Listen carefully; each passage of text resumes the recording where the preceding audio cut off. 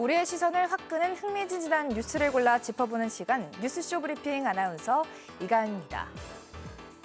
지난 여름 더워도 너무 더웠죠. 강원 지역 평균 기온이 역대 최고를 기록하고 열대야일수도 사상 최장이었는데요. 해를 거듭할수록 기록적인 무더위 외 최근 기상청에서는 폭염 백서를 발간했습니다. 장마나 태풍, 엘니뇨 백서가 나온 적은 있지만 폭염 백서는 처음인데요. 지금까지 우리나라가 겪은 폭염 기록과 원인, 앞으로의 전망을 담고 있습니다.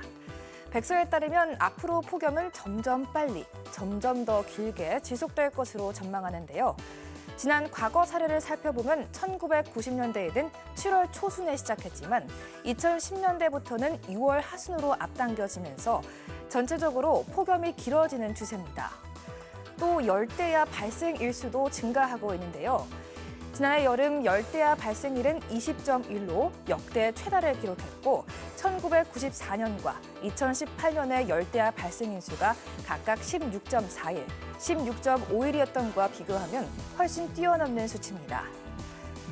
백서에서는 앞으로 온실가스를 줄이지 않으면 최고 기온 평균값은 32.4도까지 상승할 것으로 보고 2100년엔 무려 5월부터 폭염이 시작돼 9월까지 지속될 것이라고 분석하는데요.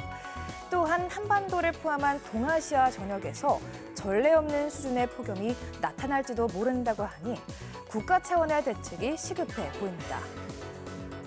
네, 다음 소식입니다. 내일이면 마음을 주고받는 발렌타인데이. 다양한 초콜릿이 눈길을 사로잡는데 하지만 왠지 많이 비싸진 느낌 안 들 수가 없을 텐데요. 이게 기분 탓이 아닙니다. 심지어 호텔 업계에서는 10만 원이 넘는 발렌타인 초코 케이크까지 등장했는데요. 바로 초콜릿의 주 원료인 코코아 값이 치솟았기 때문입니다. 가격 변화를 살펴보면 지난해 12월 1톤당 12,565달러로 최고치를 찍은 뒤 1만 달러 아래로 떨어지지 않고 있습니다. 지난 7일 기준 1만 113톤으로 조금 낮아졌지만 1년 전에 비하면 92%나 상승한 겁니다. 이렇게 코코아 값이 천정부지로 치솟은 이후 앞서 얘기 나온 이상기후가 주 원인인데요.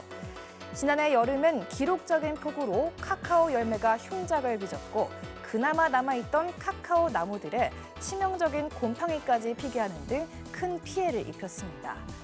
또한 각종 병충해에 감염된 나무는 잘라버려야 하는데 새 나무를 심고 열매를 수확하기까지는 최대 6년이란 긴 시간이 걸립니다. 이렇다 보니까 한 국제 연구기관에서는 2050년까지 카카오 재배량이 30%에서 50%까지 감소할 것으로 전망했는데요. 이러한 피해는 소비자들에게 고스란히 돌아오는 만큼 먹거리 위협하는 이상기후, 세계 각국의 깊은 관심과 대책 마련이 필요해 보입니다. 지금까지 뉴스쇼 브리핑 아나운서 이가은이었습니다.